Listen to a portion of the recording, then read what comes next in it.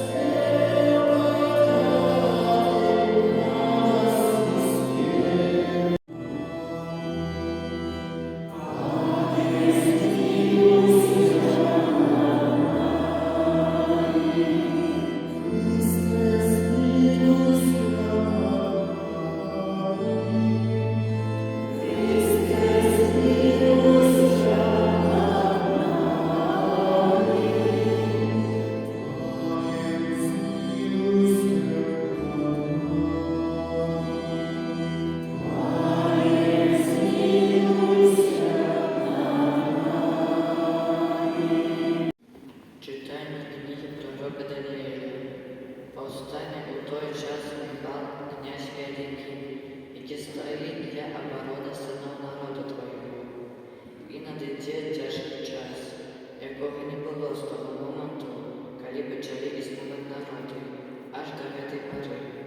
І у той час збавиться народ Твой, кожний, кого знайде записано у книзі.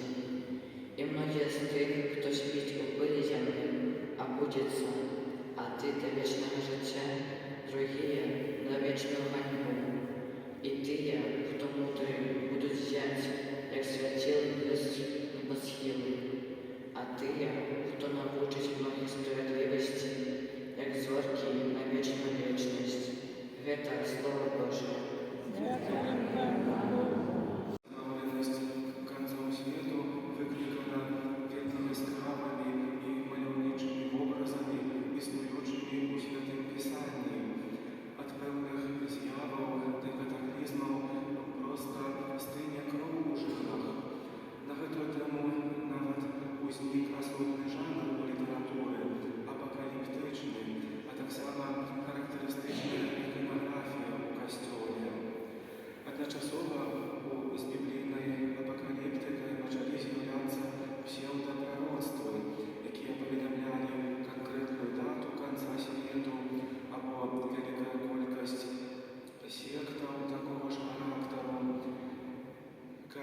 Казаць пра псевдопроросткі, якія існуюць на сённяшні дзень, то для веруючага хрысціяніна такія проросткі з'яўляюцца не больш чым хлуснёй або шарлатанствам. Бо шмат хто з іх спрабаваў прадказаць дату канца свету і 100 гадоў таму і больш, аднак мы з вамі перажылі ўжо не адзін паводле іх канец свету. Святое Пісанне паведамляе нам сам факт канца свету, а не яго дату, калі ён будзе. Сёння нам трэба разважаць над мэтай гэтых крыху жахлівых апакаліптычных вобразаў, якія мы бачым у Євангеліі. У тыя дні пасля таго ўціску зацьміцца сонца, і месяц не дасць святла свайго, і зоркі будуць падаць з неба, і сілы нябесныя пахіснуцца. Тады убачаць Сына Чалавечага, які будзе ісці на абмоках з вялікай сілай і ў славе. Молимся за святый костел, как обвящал людям надею избавления. Тебе просим.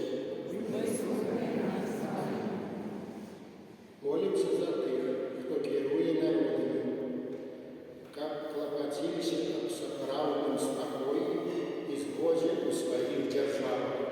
Тебе просим.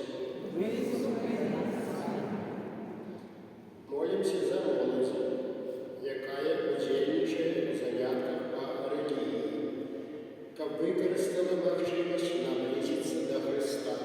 Цябе просім. Молимся за ахвяры розных шкодных звычак,